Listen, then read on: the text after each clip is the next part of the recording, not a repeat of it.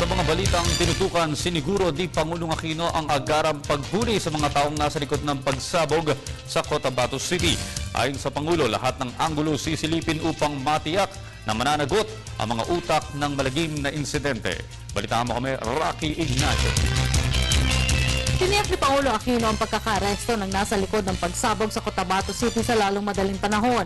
Pinulong na ng Pangulo ang Cabinet Security Cluster dahil sa pangyayari na naganap halos isang linggo matapos ang pagsabog sa Cagayan de Oro City na ikinasawi ng 8 katao. Sa pakikipag-usap ng Pangulo sa Subic Report, sinabi ng Pangulo na may hawak ng suspect ang gobyerno sa insidente at tinitingnan na rin ang posibleng koneksyon ng dalawang pagsabog. I call the security cluster precisely to tackle this particular. Merong suspects at this point in time. The suspects have been the objects of our concern for a very long time and we've been pursuing the said suspects.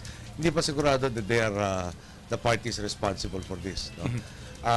Like in other instances, I'm sure that we will be able to get all of these culprits in due time.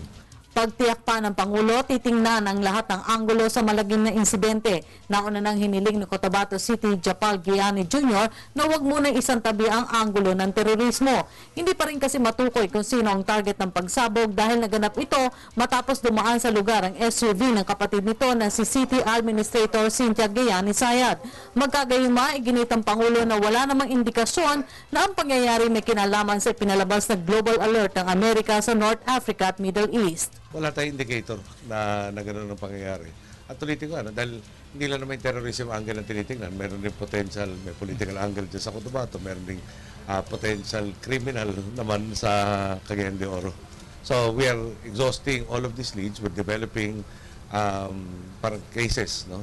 Or investigating the same leads to exactly who perpetrated. Maganda rin siguro later on yung the how. Ngayon meron tayo ng how, yung the why. And eventually, all this will help us arrest the concerned individuals. Bagamat hindi patukoy ang motibo ng magkahiwalay na pagsabog, aminado ang Pangulo na may ilang grupo ang nagpaplano na idiskaril ang peace process ng gobyerno at Moro Islamic Liberation Front. Nauna nang tiniyak ng Pangulo na determinado ang pamahalaan na matamo ang tunay na kapayapaan at kaunlaran sa Mindanao. Huwag natin kalimutan na meron talagang mga ilang sektor na ayaw magpatuloy yung ating peace process. At siguro, talaga naman pinaghahandaan to, pero talagang magiging imposible na nandun tayo parate sa lahat ng lugar, sa lahat ng oras, para ma-prevent lahat nito. Talagang terrorist by their nature, iilan lang sila, tago-tago, lihim, pero palagi ko, mahahanap rin natin sila in the near, kundi very near, in the near future. Samantala, pag-aaralan pa rin ng Pangulo ang kahilingan ni Mayor Giani na isailalim sa state of emergency ang lungsod dahil sa insidente. Para sa Telebisyon ng Bayan, Rocky Ignacio.